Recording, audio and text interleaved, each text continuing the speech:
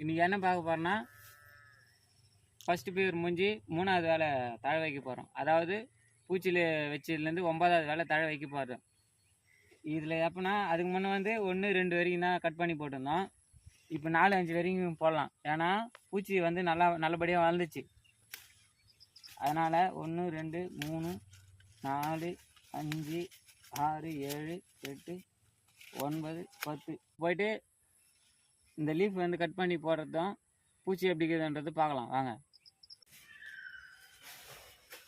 இதுதான் நம்ம first time feed cut பண்ணுறது.